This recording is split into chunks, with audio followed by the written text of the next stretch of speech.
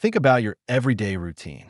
You wake up, have your coffee, straighten up a thing here, another there, and at some point in the morning, afternoon, or evening, that automatic moment arrives. You open the drawer, grab the usual pill, put it in your mouth, and wash it down with a sip of water. Sometimes it even comes with a ready-made phrase. Without it, I don't function. It's just a habit now. Everyone my age takes a little something. Over time, this scene becomes so natural that no one stops to ask if it still makes sense to keep doing things exactly the same way as when it all began. At first, maybe it was because of a specific recommendation to treat some pain, a discomfort, a difficult phase. But instead of being temporary, the habit stayed. The prescription ran out, you renewed it. The pain went away, but the pill stayed there just in case. In other situations, no one even formally prescribed anything. It was a friend who recommended it, a neighbor who swore it works really well, a video on the internet, a pharmacy shelf promising energy, focus, quick relief, or relaxation. One way or another, your hand got used to reaching for the same little bottle. After 55, 60, 65, your body has already carried a long story. And your heart, even more so, it's been beating nonstop for decades, adapting to changes in weight, stress, bad nights, irregular eating, illnesses that appeared along the way. And it's exactly this heart, which has already worked so hard, that has to deal with every extra pill that enters your routine. Some are truly essential and life-saving. Others, however, end up in your day-to-day without anyone stopping to review whether they still make sense or whether they're demanding more from your body than they should. What many people don't realize is that certain everyday little meds, when used on your own, for too long, or mixed with other treatments, can increase heart rate, alter blood pressure, retain fluid, interfere with sleep, affect breathing, or overload the heart muscle itself. It's not something you'll feel all at once, like a sudden scare. The toll shows up gradually. Unexplained tiredness, shortness of breath with small efforts, swelling that's always there by the end of the day, strange palpitations in moments when you're at rest. The idea here isn't to make you afraid of any pill, nor to tell anyone to suddenly throw everything away. That would be irresponsible. The goal is to open up a space that almost never gets discussed. What if that automatic habit that you've already labeled as something mild is demanding too much from a heart that's no longer the same as when you were 30? And what if part of the weight in your chest, the exhaustion without a clear reason, the blood pressure that's always off, is related precisely to something you've been taking without thinking for years? Over the course of this conversation, you'll understand, in simple language, how age, continuous use of certain pills, and lack of review can end up forming a heavy mix for your heart. You'll see everyday situations where this shows up disguised, signals that deserve more attention, and practical actions to reorganize this routine without facing everything alone or stopping medication on your own. The intention is to bring clarity, not panic. Before we go on, leave an honest comment down below. How old are you?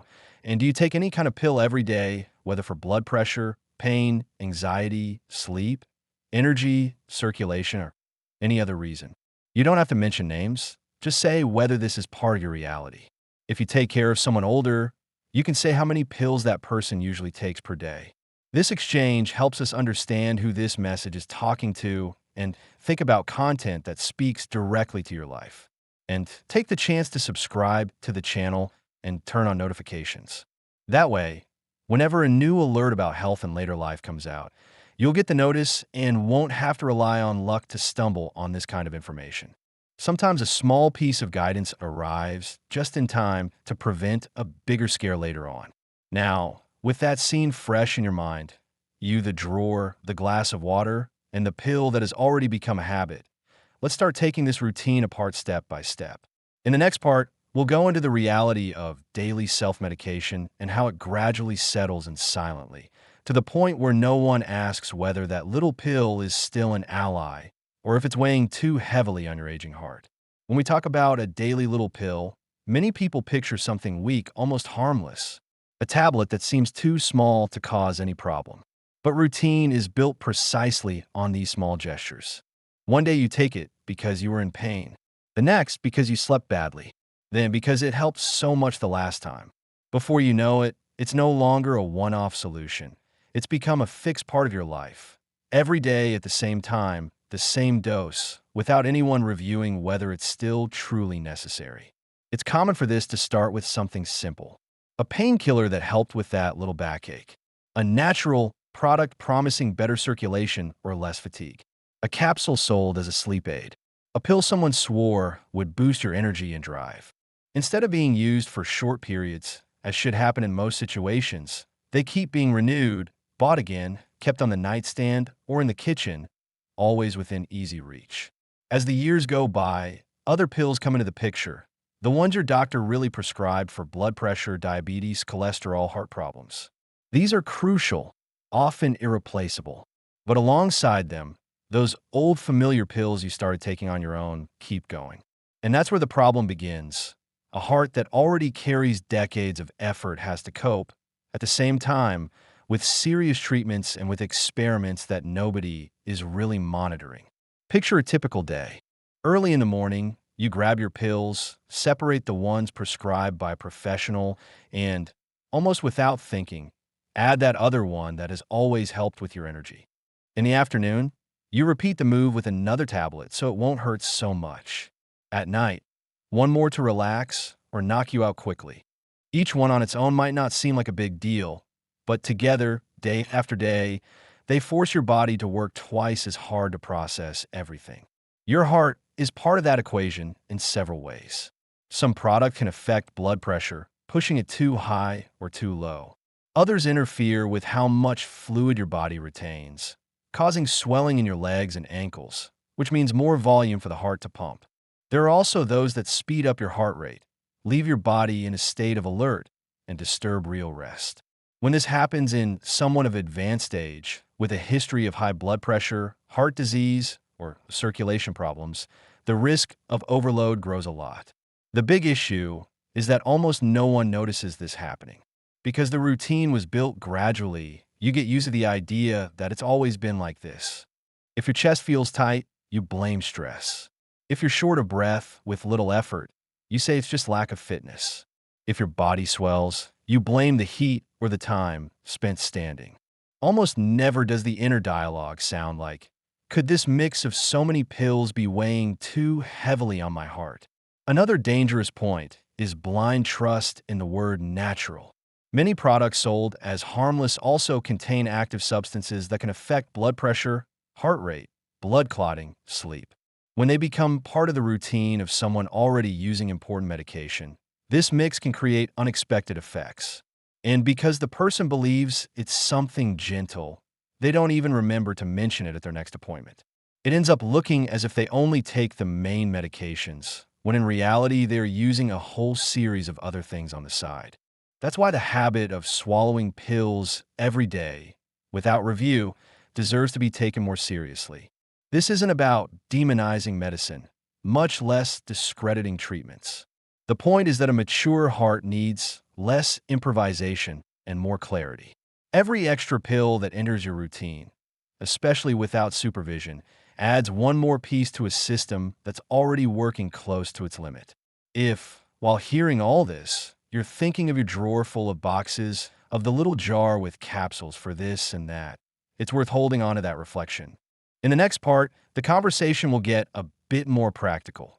In simple terms, how certain types of medication can directly influence the effort your heart makes every day and why this deserves your attention, especially after 55. When we say that certain drugs can burden the heart, it's not exaggeration or drama. Think of your body as a set of delicate gears that need to work in balance. Adequate pressure, blood circulating at the right speed, fluids well distributed, heartbeats at a healthy rhythm. Every pill you swallow interferes with some part of this mechanism. Some help correct problems.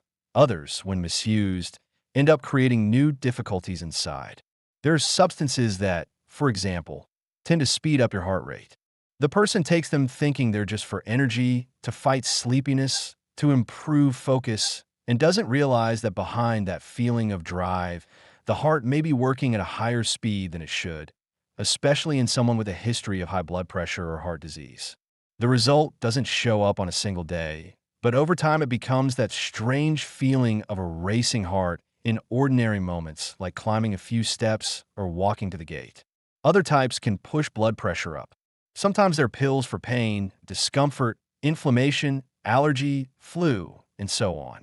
In a young person with no disease, this may go unnoticed.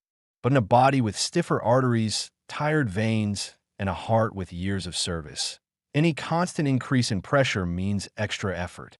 The heart muscle needs to work much harder to overcome the resistance of the blood vessels, as if it were pushing water through pipes that are too narrow. There are also substances that strongly affect how much fluid the body retains. You notice it in your feet swelling, in the marks left by socks around your ankles, in pants that feel tighter at the end of the day. That swelling isn't just cosmetic. It shows that your body is holding more volume than it should. And guess who has to push all that extra fluid through the system nonstop? Your heart. In someone who already has some weakness in this area, constant fluid retention can mean more tiredness, shortness of breath, heaviness in the chest. Now imagine all of this happening in a very common scenario after 55. Several prescriptions for serious conditions like high blood pressure, diabetes, cholesterol, circulation issues, and next to them, extra pills chosen on your own. Sometimes what one medication is trying to correct, another is making worse. While one drug works to control blood pressure, another, taken without guidance, can push that same pressure in the opposite direction. While one helps the body get rid of excess fluid, another encourages retention. And stuck in the middle of this tug of war is your heart, trying to cope with conflicting messages. In many cases, people don't even connect their symptoms to their medication routine. They believe they feel dizzy because they stood up too fast, that shortness of breath is just age, that palpitations are just nerves, that swelling comes from the heat. It doesn't cross their mind that the pill combo they've built over the years might be involved.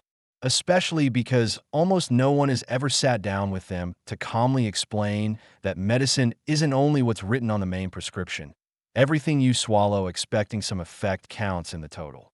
A delicate point is that often, even health professionals don't know everything you're taking.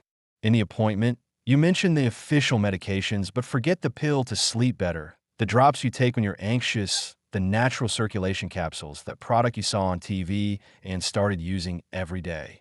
Without that information, it's hard for the doctor to calculate the full impact on your heart and see where there may be excess or conflict. None of this means you should stop any treatment on your own. Suddenly quitting essential medication can also be dangerous, and in some cases, even riskier than continuing. The way forward isn't throwing away pills in a rush, but shining a light on this routine and laying everything out on the table, literally, boxes, bottles, tablets, drops, capsules. Only then can someone help you understand what still makes sense, what needs adjusting, and what may long have stopped belonging in your life. If, while reading this, you're recalling situations when your heart raced for no apparent reason, days when your body felt far too heavy for how little you did, nights when you woke up gasping, it's worth keeping that feeling as a warning. In the next part, we'll focus on the warning signs your body sends when it's handling more than it should. These signals aren't there to scare you, but to encourage you to question more firmly whether that everyday little pill still deserves the trust you've given it for so long. Some of the body's messages are so subtle that we learn to live with them. Others show up so often that they get filed under normal for my age. But when we're talking about an aging heart dealing every day with a mix of drugs, certain signs should be treated as warnings, not routine. Ignoring these messages can allow a small problem to grow silently into the kind of scare no one wants. One of the first signs is disproportionate fatigue. It's not an occasional lazy day. It's the feeling of being worn out after tasks that shouldn't require much. Making the bed, taking a shower, climbing a few steps, walking across the house to answer the door.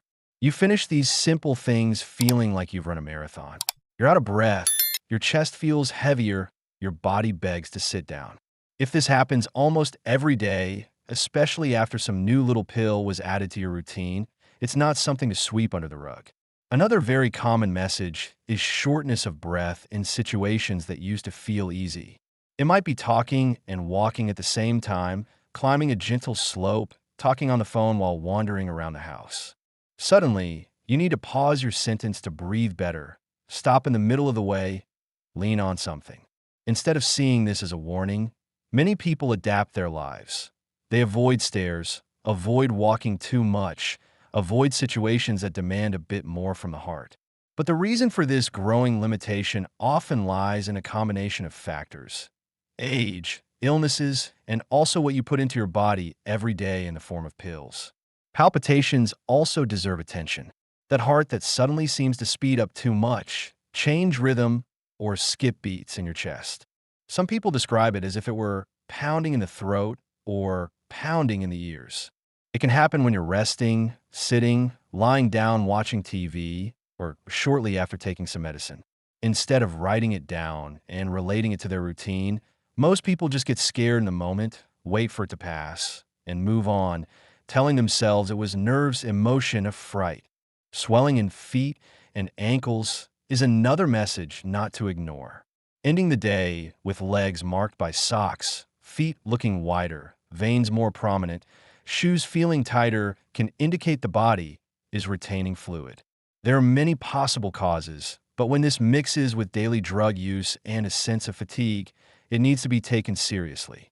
More fluid in circulation means more work for the heart to pump, and this silent overload, kept up for months or years, eventually demands a high price.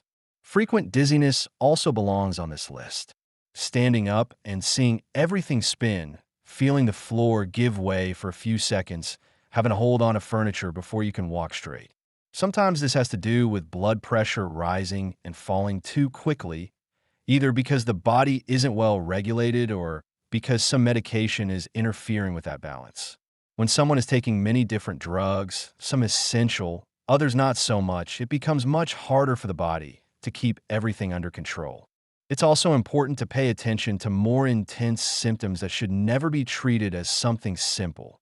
Severe chest pain, a tightness that spreads to the arm, back, jaw, cold sweats, intense shortness of breath, feeling like you're about to pass out. In these cases, it's not the time to wonder whether it's a drug's fault. It's time to seek urgent help. Only afterward, calmly, can you investigate whether your medication routine played a role. But in everyday life, it's the repeated signs that most demand attention. That mix of tiredness, mild shortness of breath, palpitations, swelling, dizziness, and an overall feeling that your body is always on the edge, even when you don't push it very hard. When this happens in someone who takes several medications daily, it's as if the body were saying, there's something in this mix that needs to be reviewed. Instead of using these warnings only to complain, it's worth turning them into information. Note when they occur, at what time, whether it was close to a specific dose, what you had been doing before.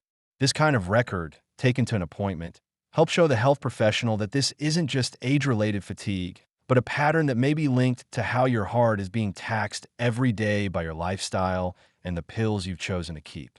In the next part, we'll move towards something almost no one does, but that can completely change this picture: how you talk to your doctor about everything you take. Not only what's written on the neat prescription, but that whole arsenal hidden in the drawer on the nightstand, in your bag, or in the kitchen, which is also part of your heart's story. When someone books an appointment, they usually bring in their head only the names of the official meds. The one for blood pressure, for diabetes, for cholesterol, something for the stomach, another for the heart. They speak quickly, try to remember the doses, sometimes bring a paper with everything written down. But in real life, that list is almost never complete. Left out are the drops for sleep, the pill to calm down, the natural circulation capsules, the everyday painkiller, the product they saw in an advertisement and started taking without telling anyone. That's where a lot gets lost. The person on the other side, trying to take care of your heart, only sees half the story. They look at your tests, check your blood pressure, listen to your complaints, but don't know that, in addition to the continuous medications, you also take that pill to wind down at night, another to get you going in the morning, and one more for that pain that always shows up at the end of the day. From your doctor's perspective, the treatment is organized inside your body. However, the mix can be very different. Many people fail to mention these details because they think it's not real medicine. It's just a mild tranquilizer. It's natural. It's only when I need it. Others feel embarrassed, as if admitting they use something on their own were grounds for scolding. But hiding this information doesn't protect you. On the contrary, it keeps your doctor from realizing that this extra pill might be interfering with your blood pressure, heart rate, sleep, swelling, or the constant tiredness you feel throughout the day. Imagine how different things would be if, next time, you went to your appointment with everything organized. Instead of speaking from memory, you'd bring a sheet with the name of each product you use, even the ones bought without a prescription. Next to it, how often you take it. Every day, a few times a week, only in specific situations. You could also note how long this has been going on, months, years, whether it started recently. Suddenly, that fatigue no one could explain begins to make sense when your provider realizes a medicine intended for short-term use has turned into a long-standing habit. Another important part of this conversation is learning to ask questions. Instead of leaving the office quietly, head full of doubts, it's worth spending a few minutes calmly asking, do I really still need this medication? Does it work well with the others I take? Is there a safer option for my heart? Could this pill I take on my own interfere with the treatment? It's not a challenge. It's not disrespect. It's active participation in the care of your own body. It's also essential to say whenever a new symptom started after a drug was added to your routine. If swelling, shortness of breath, palpitations, dizziness, or extreme fatigue appeared or got worse after you began a certain medication, that information mattered a lot. Sometimes simply changing the time you take it, adjusting the dose, or switching products can significantly reduce the strain on your heart without losing control of the condition that required treatment in the first place. Many people think they're bothering the doctor when they bring this kind of question or so much information. In practice, the opposite is true. The clearer the picture of your real life, what you feel, what you take, how you organize yourself, the better the chances of putting together a care plan that actually works without demanding more of your heart than it can handle for long. If, up to now, your appointments have been quick and superficial, maybe it's time to show up differently prepared. Instead of walking and saying, I'm fine, just a bit tired, you can describe in detail how you've been waking up, what kinds of tasks leave you breathless, which odd signs have appeared, which drugs are part of your routine, including the mild ones. This honest dialogue is one of the most powerful steps towards finding out whether that everyday little pill is still an ally or whether it's time to rethink it. In the next part, we'll turn to what's in your hands, regardless of any appointment. Practical, simple actions you can start taking to organize your medication drawer. Pay closer attention to what you feel and gradually ease the load your mature heart has quietly carried for so long. Organizing your pill routine isn't something you solve with an impulsive decision like, that's it, I'm not taking anything anymore. That can be as dangerous as excess. The safest path is made of small, conscious steps that begin right in your home, in your drawer, in your daily life. And the first step is very concrete. Take everything out of hiding. Literally, open the cabinet, nightstand, purse, kitchen box, and spread out on the table all the medicines, capsules, drops, and pills that are part of your life, including the natural, the mild, the once in a while. When you see everything together, reality hits. Instead of thinking, oh, I don't take much, you start to see a collection of bottles that, added up, tell the true story of what your body has been getting. This is a good time to grab pen and paper and write down product name, the time you usually take it, how long it's been part of your routine, and why you started. You don't have to get every detail perfect, just approximate. The goal is to turn scattered memories into something you can show someone else. The next step is to observe what your body says over the days. Notice if any dizziness, mild shortness of breath, swelling, palpitations, headache, or excessive fatigue tends to happen around a specific medication time.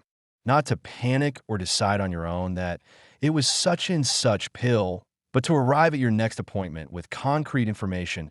I've noticed that after I take this, I feel this way. This helps a lot with your evaluation.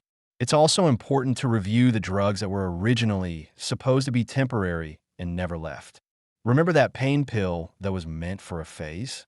That one for anxiety during a rough period? The one to relax at night?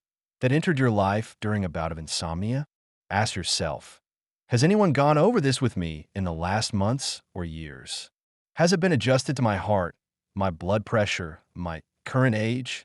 If the answer is no, that's already a strong candidate for a calm discussion at your next visit. Until that conversation happens, resist the temptation to increase doses on your own. If something isn't working like it used to, that doesn't mean you should double up. It may mean the problem has changed, your body has changed, and maybe it's time for a different approach. Pushing things further on your own is asking your heart to carry a load no one agreed on. Another practical precaution is to avoid mixing new products in without at least checking whether they get along with what you already use. You saw an ad, got a tip from a friend, read about something online. Before adding it to your routine, consider writing the name down, keeping the idea, and asking at your next opportunity. Does this fit with what I'm already taking? Sometimes what looks like a boost becomes one more shove on a heart that's already working at its limit. If you live with someone, you can ask for help organizing this review. A child, grandchild, friend, or caregiver can help you read labels, build the list, remember dates. It's not a sign of weakness. It's a sign of responsibility. And if you're the person caring for someone older, maybe it's time to look more closely at how many pills they swallow every day, often without questioning anything. None of these steps replace an in-person evaluation. They prepare the ground. When you arrive at the office with everything written down, with a clearer routine, and a sharper sense of the signals you've been feeling, you greatly increase the chance that someone will look at the whole picture and say, "This is too much for your heart. Let's adjust it." That's the quiet kind of change that helps prevent scares later on. From now on, what really makes a difference is not living in fear of medication, but treating every pill with the respect it deserves. It's not candy. It's not a habit without importance. It's a substance that enters your bloodstream and speaks directly to a heart that's already run many miles. In the next part, we'll tie all this together and turn this concern into a more mature kind of care that protects your heart without leaving you trapped by either panic or recklessness. When we put everything said so far together, it's easy to see why so many people feel a knot in their stomach just hearing the word medicine. On one side, the fear of depending on pills for everything. On the other, the dread of being without them and something serious happening. Caught in this tug of war, the aging heart keeps trying to do its job, dealing with age, new illnesses, and every pill that made its way into the routine without much discussion. The step that changes this picture isn't throwing everything away or leaving your health to chance. What truly transforms things is trading fear for responsibility. Instead of thinking this little pill is killing me or I can't live without it, you can start seeing each medication as a tool that needs to be reassessed from time to time. Some are essential and life-saving. Others have lost their purpose in your routine, and some should never have become daily habits.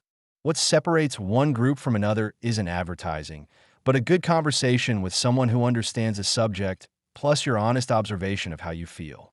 It's also important to remember that your heart is not the same as 20 or 30 years ago. And that's not a sentence of weakness, just reality. An engine that's traveled many miles needs the right fuel, more careful tune-ups, and fewer improvisations. Every extra pill, every trial you make without guidance is like pouring an unknown additive into the tank of an old car.